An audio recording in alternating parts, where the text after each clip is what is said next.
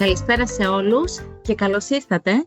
Είναι μεγάλη μας χαρά που βρίσκεστε μαζί μας σήμερα στο εκπαιδευτικό webinar για το DCC, Dynamic Currency Conversion, ή στα ελληνικά, άμεση μετατροπή νομίσματος. Και σας ευχαριστούμε πολύ για την παρουσία σας. Ονομάζομαι Μαργαρίτα Βρατσίστα και είμαι Go-to-Market Training Manager στη WorldLane Greece, η οποία δημιουργήθηκε τον Ιούλιο του 2022 με στόχο να προσφέρει ολοκληρωμένες λύσεις πληρωμών, εύκολα, γρήγορα και με ασφάλεια για φυσικά και ηλεκτρονικά καταστήματα. Στο επίκεντρο αυτής της προσπάθειας, σήμερα, για άλλη μια φορά, βρίσκεστε εσείς, οι επαγγελματίες του τουρισμού και της φιλοξενίας, που είναι ένας από τους πιο ζωτικούς, αν όχι ο πιο ζωτικός κλάδος της ελληνικής οικονομίας.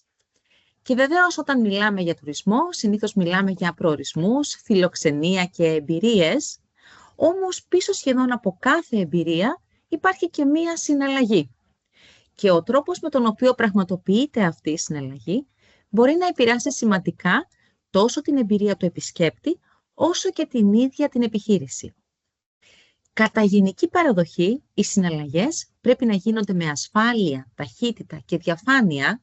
Στον τουρισμό όμως υπάρχει και μία ακόμα σημαντική παράμετρος. Το γεγονός ότι μεγάλο μέρος των πελατών είναι διεθνείς επισκέπτες.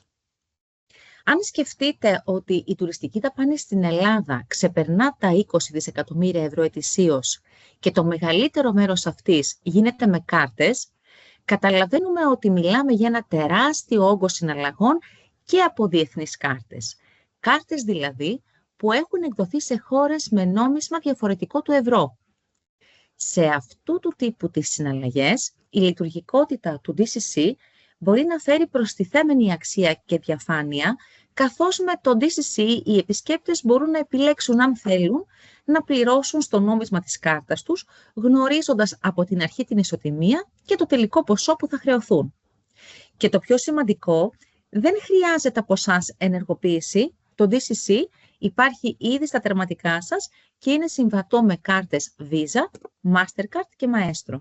Είναι διαθέσιμο στα 24 νομίσματα με τα οποία γίνονται οι περισσότερες συναλλαγές στη χώρα μας, όπως εμφανίζονται και μπορείτε να τα δείτε και στην οθόνη. Συνεπώς, σχεδόν κάθε πελάτη σας μπορεί να πληρώσει στο νόμισμα της κάρτας του σαν να είναι στη χώρα του. Παράλληλα όμως, το DCC δουλεύει και για την επιχείρησή σας. Πώς το κάνει αυτό? Έχει απτά και μετρήσιμα ωφέλη, καθώς προσφέρει ανταπόδοση 1% για κάθε συναλλαγή που πραγματοποιείται με τη χρήση της υπηρεσίας. Η ανταπόδοση αυτή αφαιρείται απευθείας από την προμήθεια που θα κληθείτε να πληρώσετε για τη συγκεκριμένη συναλλαγή. Και αυτό γίνεται πριν την εκαθάριση, που σημαίνει περισσότερα χρήματα στο λογαριασμό σας. Την ίδια στιγμή, βεβαίως, έχει και ωφέλη που σχετίζονται με το επίπεδο των υπηρεσιών που προσφέρετε στους πελάτες σας. Συνεπώς, με το customer experience που απολαμβάνει ο international πελάτης στην επιχείρησή σας. Αυτό όμως θα το δούμε και θα το αναλύσουμε πιο διεξοδικά, λίγο πιο κάτω. Για την ώρα, ας μιλήσουμε λίγο περισσότερο για την ανταπόδοση. Θέλω να κρατήσετε 3 σημαντικά σημεία που μπορούν να κάνουν τη διαφορά για εσάς τη φετινή σεζόν. Για κάθε DCC συναλλαγή με international κάρτες λαμβάνετε ένα σημαντικό payback, δηλαδή μία ανταπόδοση που σας επιτρέπει να πληρώνετε χαμηλότερη προμήθεια για τη συγκεκριμένη συναλλαγή. Στην πράξη, αυτό σημαίνει ότι η συστηματική χρήση του DCC μειώνει το κόστος των συναλλαγών σας και αυξάνει την κερδοφορία σας, καθώς περισσότερα χρήματα αποδίδονται στο λογαριασμό σας. Έτσι, δημιουργείται ένα νέο κανάλι εσόδων, χωρίς να αυξήσετε τον τζίρο σας και χωρίς να χρειαστεί να μπείτε σε πολύπλοκες διαδικασίες. Και το κανάλι αυτό μπορεί να λειτουργεί μόνιμα για την επιχείρησή σας, αρκεί να το εντάξετε στην κουλτούρα των συναλλαγών σας με international κάρτες. Ας δούμε ένα παράδειγμα με πραγματικούς αριθμούς. Θα αναφερθούμε σε μία συναλλαγή των 1.000 ευρώ. Στην πρώτη περίπτωση, αριστερά στην οθόνη, η συναλλαγή γίνεται στο τοπικό νόμισμα, είτε γιατί ο πελάτης δεν αποδέχεται τον DCC, είτε γιατί η επιχείρηση δεν του το προτείνει. Στην περίπτωση που εξετάζουμε, η προμήθεια για συναλλαγές με international κάρτες Visa και Mastercard είναι στο 1,6%.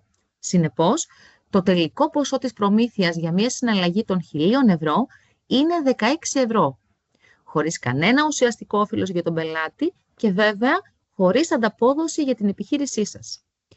Ας δούμε τώρα πώς διαμορφώνεται η ίδια συναλλαγή αν προτείνετε στον πελάτη σας το DCC και το αποδεχτεί. Το παράδειγμα τώρα μεταφέρεται στο δεξιό τετραγωνάκι της οθόνης.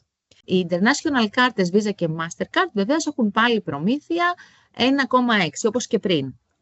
Η ανταπόδοση όμως του DCC για την επιχείρηση είναι 1% και η τελική προμήθεια διαμορφώνεται ως εξής. Όπως βλέπετε πάλι στο τετραγωνάκι κάνοντας τα μαθηματικά. 1,60 μείον 1% ίσον 0,6%. Συνεπώς, η προμήθεια μειώνεται σημαντικά και το τελικό κόστος της συναλλαγής κατεβαίνει από τα 16 στα 6 ευρώ, που σημαίνει ότι η επιχείρηση θα δει στο λογαριασμό της 10 ευρώ επιπλέον από τη συγκεκριμένη συναλλαγή. Μπορείτε να φανταστείτε λοιπόν το οικονομικό όφελος από τη συστηματική χρήση του DCC αθροιστικά στο σύνολο των συναλλαγών που πραγματοποιείται με international κάρτες καθ' όλη τη διάρκεια της τουριστικής σεζόν. Και για να το πούμε πιο απλά, η επιχείρησή σας κερδίζει στο λογαριασμό της 10 ευρώ για κάθε 1.000 ευρώ συναλλαγών με international κάρτες αν αξιοποιήσετε την υπηρεσία DCC. Για μια επιχείρηση λοιπόν που στη σεζόν περνάνε από τα τερματικά τις συναλλαγές αξίας 1 εκατομμυρίου με κάρτες εκτός ευρώ, η ανταπόδοση μπορεί να φτάσει μέχρι και τις 10.000 ευρώ. Αυτό σημαίνει 10.000 ευρώ απομείωση στις προμήθειες επιπλέον στο λογαριασμό σας.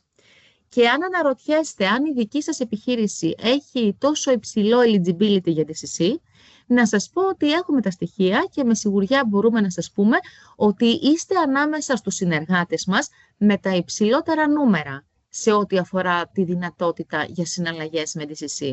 Και αυτό είναι κάτι που αν δεν το έχετε ήδη διαπιστώσει, μπορείτε και εσείς οι ίδιοι με έναν απλό έλεγχο στους πελάτες που εξυπηρετείτε και στη χώρα της προέλευσής τους, να το δείτε και από μόνοι σας. Συνεχίζοντας, θα δούμε πώς πραγματοποιείται μια συναλλαγή με DCC. Είναι πραγματικά εύκολο στη χρήση και δεν απαιτεί από το προσωπικό σας να έχει εξειδικευμένες γνώσεις ή να γνωρίζει ποιες διεθνείς κάρτες είναι αποδεκτές. Η αναγνώριση της κάρτας γίνεται αυτόματα από το POS. Οπότε, η μόνη ερώτηση που χρειάζεται να γίνει προς τον καρτούχο είναι εάν επιθυμεί να πληρώσει στο νόμισμα της κάρτας του. Ταυτόχρονα, ο χρήστης πρέπει να στρέψει την οθόνη του POS προς το μέρος του πελάτη και να τον ενημερώσει για τα εμφανιζόμενα ποσά. Θα κάνουμε ένα γρήγορο demo μιας DCC συναλλαγής. Ξεκινάμε λοιπόν την συναλλαγή μας όπως κάθε φορά. Η κάρτα τοποθετείται στο τερματικό και το τερματικό αυτόματα αναγνωρίζει τον τύπο και το νόμισμα της κάρτας. Στην οθόνη του τερματικού εμφανίζεται η δυνατότητα επιλογής και ο πελάτης σας μπορεί να διαλέξει το νόμισμα στο οποίο προτιμά να γίνει η συναλλαγή. Έτσι δείχνει το DCC στο τερματικό σας.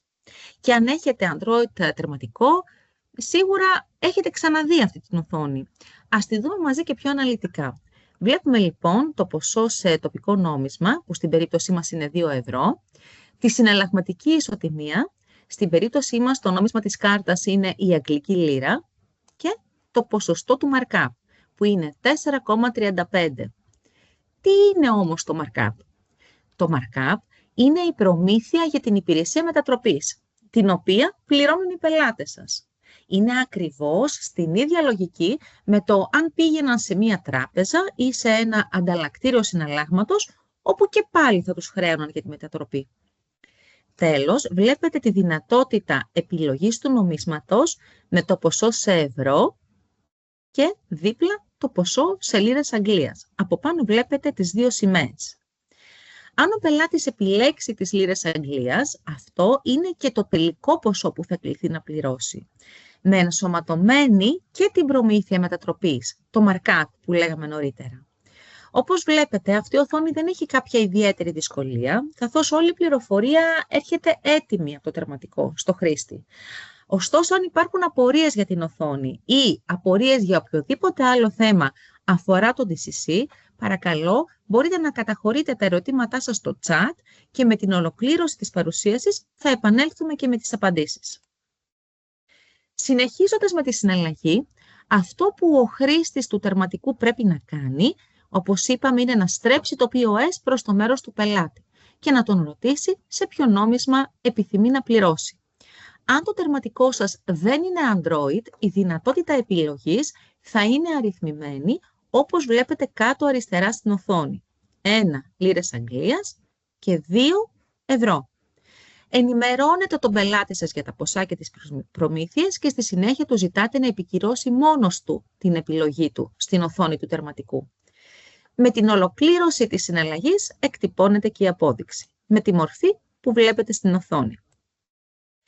Όλη η πληροφορία που πριν υπήρχε στο τερματικό βγαίνει εκτυπωμένη στην απόδειξη του πελάτη, να τη δούμε εντάχει μαζί. Επάνω γράφει το ποσό σε ευρώ 150, στη συνέχεια γράφει την ισοτιμία του συναλλάγματος, το markup, την προμήθεια εννοείται, και τέλος έχει το ποσό στο νόμισμα της κάρτας του πελάτη και μέσα σε αυτό το ποσό είναι και οι προμήθειες. Ας περάσουμε τώρα σε ένα άλλο κομμάτι, το κομμάτι που είναι περίπου το 80% μιας επιτυχημένης συναλλαγής με DCC. Και αυτό δεν είναι άλλο από το κομμάτι της επικοινωνίας με τον πελάτη. Και εδώ τα πράγματα είναι απλά. 3 κινήσεις, όπως τις βλέπετε στην οθόνη. Αρχικά, ρωτήστε. Κάντε στον πελάτη μια ανοιχτή ερώτηση, δίνοντας και τις δύο εναλλακτικές. Ανοιχτή ερώτηση σημαίνει ότι ο πελάτης δεν μπορεί να απαντήσει με ένα ναι ή με ένα όχι, όπως το παράδειγμα της οθόνης. Would you like to pay in euros or in your card's currency? Μην προωθείτε τον DCC, μην αναφέρετε τη λέξη έκπτωση, αυτή είναι για εσάς, απλώς δώστε την επιλογή. Στη συνέχεια, βήμα δεύτερο, δείξτε. Ό,τι και αν σας ρωτήσει ο πελάτης για τα ποσά, στρέψτε το POS προς το μέρος του και πείτε You will see both amounts in the screen. Take a look. Οι αριθμοί μιλούν αρκετά ξεκάθαρα από μόνοι τους. Τέλος, αφήστε τους να αποφασίσουν μόνοι τους. Αυτό αυξάνει την αποδοχή. Μην τους πιέσετε, σκεφτείτε τον εαυτό σας σαν πελάτη. Σε κανέναν δεν αρέσει η πίεση. Και αυτή η πρακτική των 3 βημάτων είναι αυτό που πρέπει να ακολουθεί συστηματικά το προσωπικό σας σε κάθε συναλλαγή με international κάρτα, αν θέλετε πραγματικά να δημιουργήσετε και εσείς αυτή την εναλλακτική πηγή εσόδων που είναι το DCC και για τη δική σας επιχείρηση. Τέλος, είναι πολύ σημαντικό να γνωρίζετε ότι οι πελάτες που κάνουν συναλλαγές με κάρτες εκτός Ευρωζώνης θα πληρώσουν έτσι κι αλλιώς προμήθειες για τη συναλλαγή τους. Ή στην Ελλάδα ή στο εξωτερικό.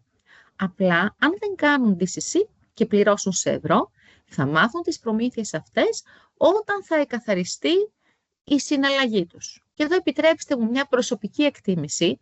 Επειδή αυτές οι προμήθειες είναι ένα προϊόν που παράγεται στη χώρα μας, θεωρώ ότι είναι σωστό να παραμένουν και στη χώρα μας και όχι να τις καρπώνονται οι τράπεζες και τα ιδρύματα του εξωτερικού. Αυτά τα πολύ θετικά για το DCC και για την επιχείρησή σας. Σε αυτό όμως το σημείο μπαίνει ένα ερώτημα.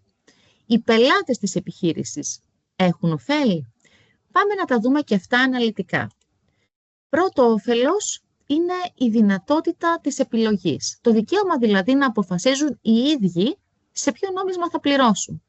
Εδώ πρόκειται για μια απλή ερώτηση που κάνετε και με αυτή την απλή ερώτηση, πιστέψτε με, αυξάνετε τη συνολική ικανοποίηση από τις υπηρεσίες σας και δίνετε έξτρα πόντους στην επιχείρησή σας. Δεύτερο όφελος, ανταγωνιστική ισοτιμία. Η μετατροπή του ποσού αγοράς από ευρώ στο νόμισμα της κάρτας του πελάτη γίνεται πάντα με την ιδιαίτερα ανταγωνιστική ισοτιμία της Eurobank, που κλειδώνει την ημερομηνία αγοράς. Τρίτον, διαφάνεια στις συναλλαγές. Δεν υπάρχουν εκπλήξεις και δεν υπάρχουν κρυφές χρεώσεις με το DCC. Ο πελάτης σας ενημερώνεται με διαφάνεια τη στιγμή της αγοράς, τόσο από την οθόνη του POS, όσο και από τη λεπτομερή εκτύπωση στην απόδειξη που θα πάρει μετά. Και τέταρτο, ασφάλεια και σιγουριά. Αυτό αξίζει να το αναλύσουμε λίγο περισσότερο. Οι συναλλαγές λοιπόν σε ξένο νόμισμα, και από προσωπική εμπειρία μπορεί ο καθένας από εμάς να το πει αυτό, συνήθως προκαλούν ένα άγχος στους international πελάτες, οι οποίοι προσπαθούν με πρόχειρους υπολογισμούς να υπολογίσουν το ποσό που τελικά θα χρεωθούν. Με το DCC τους προσφέρεται ασφάλεια και σιγουριά, γιατί ξέρουν την ίδια στιγμή την ισοτιμία. Κάτι που θα περιμένουν ημέρες μετά για να μάθουν αν πραγματοποιήσουν τη συναλλαγή χωρίς DCC. Στις συναλλαγές με DCC γνωρίζουν την προμήθεια. Εμφανίζεται συνολικά ως markup, ενώ χωρίς DCC οι προμήθειες είναι άγνωστες και συχνά κρυφές. Επίσης, γνωρίζουν το τελικό ποσό που θα χρεωθούν τη στιγμή της συναλλαγής. Είναι τυπωμένο και στην απόδειξή τους. Ενώ στις συναλλαγές χωρίς DCC, το τελικό ποσό θα είναι μία έκπληξη στο statement της κάρτας τους μετά από ημέρες. Από τη μία λοιπόν υπάρχει το άγνωστο και η ανασφάλεια που δημιουργεί, και από την άλλη υπάρχει η βεβαιότητα ότι γνωρίζουν όλα όσα χρειάζεται να ξέρουν για τη συναλλαγή. Επιλέγοντας λοιπόν το DCC, ο διεθνής επισκέπτης δεν αγοράζει συνάλλαγμα, αγοράζει peace of mind. Και γι' αυτό τις περισσότερες φορές θα πει ναι στο DCC. Ωστόσο, είναι πολύ σημαντικό κατά τη διενέργεια συναλλαγών DCC να τηρούμε πιστά και κάθε φορά συγκεκριμένους κανόνες. Οι κανόνες αυτοί έχουν οριστεί από τους οργανισμούς Visa και Mastercard και θα περάσουμε στο επόμενο slide για να τους δούμε αναλυτικότερα. Είναι απαραίτητο να εξασφαλίζετε πάντα την έγκριση του πελάτη. Πώς θα το πετύχετε αυτό? Στρέφετε απλά προς το μέρος του την οθόνη του POS, τον ενημερώνετε ενεργά και με σαφήνεια για τα εμφανιζόμενα ποσά και του ζητάτε να επικυρώσει ο ίδιος την επιλογή του στο τερματικό, με ή χωρίς DCC. Τον ενημερώνετε ενεργά και με σαφήνεια για τα εμφανιζόμενα ποσά και του ζητάτε να επικυρώσει ο ίδιος την επιλογή του στο τερματικό του. Ο πελάτης πρέπει πάντα να επιλέγει ελεύθερα. Να θυμάστε ότι ο πελάτης σας έχει τη δυνατότητα να αρνηθεί τη συναλλαγή αν εσείς προχωρήσετε στη χρήση της υπηρεσίας DCC χωρίς ο ίδιος να το έχει επιλέξει. Και γι' αυτό σας προτρέπω να μην πατάτε τα σημαίακια μόνοι σας χωρίς να ρωτήσετε τον πελάτη. Τέλος, είναι σημαντικό να γνωρίζετε ότι οι οργανισμοί Visa και Mastercard διεξάγουν δειγματοληπτικούς ελέγχους προκειμένου να επιβεβαιώσουν τη συμμόρφωση των επιχειρήσεων με τους κανονισμούς DCC. Κοινώς, μία φορά το χρόνο, πραγματοποιούν mystery. Και κάπου εδώ σιγά σιγά φτάνουμε στο τέλος του webinar, κρατώντας τα σημαντικότερα σημεία κλειδιά που είναι καλό να θυμάστε. Φέτος το καλοκαίρι το DCC μπορεί να δημιουργήσει εύκολα ένα νέο κανάλι εσόδων για την επιχείρησή σας. Είναι ήδη ενεργό στα τερματικά σας και περιμένει να το αξιοποιήσετε. Με μια απλή ερώτηση μπορείτε να πετύχετε επιπλέον έσοδα σε συναλλαγές με international κάρτες από σήμερα κιόλας. Σε περίπτωση που θέλετε να κάνουμε ad hoc εκπαιδεύσεις για το προσωπικό της επιχείρησής σας εν ώψη της καλοκαιρινής σεζόν, βλέπετε στην οθόνη ένα mail address, το learning.gr@wordline.com. Αυτό είναι το mail επικοινωνίας απευθείας με την ομάδα Go to Market Training της Wordline Greece. Μπορείτε να μας στείλετε εδώ ένα email και να μας πείτε ότι θέλετε εκπαίδευση του προσωπικού σας και μαζί μπορούμε να την οργανώσουμε την μέρα και την ώρα που σας εξυπηρετεί. Το αφήνω λίγο να το δείτε και αν κάποιος θέλει να το γράψει και θα συνεχίσω τώρα με το calculator. Είναι αυτό εδώ. Είναι ένα απλό Excel. Πάμε να δούμε μαζί τι λέει αυτό το Excel. Βλέπετε στη στήλη D, Eligible DCC. Αυτό είναι το ποσό σε συναλλαγές με κάρτες εκτός ευρώ που μπορεί να περνάνε από τα τερματικά μιας επιχείρησης καθ' όλη τη διάρκεια της χρονιάς. Potential payback στη στήλη ε είναι το δυνητικό κέρδος, η ανταπόδοση που θα μπορούσε αυτή η επιχείρηση να έχει σαν μετρητά στο λογαριασμό της σε περίπτωση που αξιοποιούσε το DCC για όλες τις συναλλαγές με international κάρτες. Actual DCC στη στήλη B είναι τι έκανε πραγματικά αυτή η εταιρεία σε συναλλαγές με DCC. Actual payback είναι το ποσό που τελικά πιστώθηκε στο λογαριασμό της βάσει των συναλλαγών που έκανε με χρήση του DCC. Και lost opportunity είναι τι έχασε. Έστω λοιπόν ότι μία επιχείρηση έχει 800.000 τζίρο από κάρτες international μέσα στη χρονιά, εύκολα καταλαβαίνουμε ότι το potential payback, δυνητικά δηλαδή, θα μπορούσε να πάρει επιπλέον στο λογαριασμό της 8.000 ευρώ. Η εταιρεία, ωστόσο, έκανε 50.000 με συναλλαγές DCC. Γιατί δεν το έχει εντάξει στην κουλτούρα, δεν το κάνουν συστηματικά, κάποιες φορές το θυμούνται, κάποιες φορές το ξεχνάνε. Αυτό που έχει πάρει λοιπόν η επιχείρηση αυτή στο λογαριασμό της ως ανταπόδοση είναι 500 ευρώ. Μια χαρά ποσό. Όμως, αν δούμε στο lost opportunity, αυτή η επιχείρηση έχει χάσει ουσιαστικά 7.500 ευρώ αχρίαστα, θα σας πω. Κυρία Κουλαρμάνη, πείτε μου εσείς ένα ποσό να βάλω. Να σας πω έναν τζίρο. Θα σας πω 1.200.000 ευρώ. Α, δυνατή. Λοιπόν, 1.200. Εύκολα καταλαβαίνουμε, 12.000 το potential payback και έστω πως αυτή η επιχείρηση έκανε 150.000. Άρα πήρε 1.500 ευρώ, έχασε 10.500.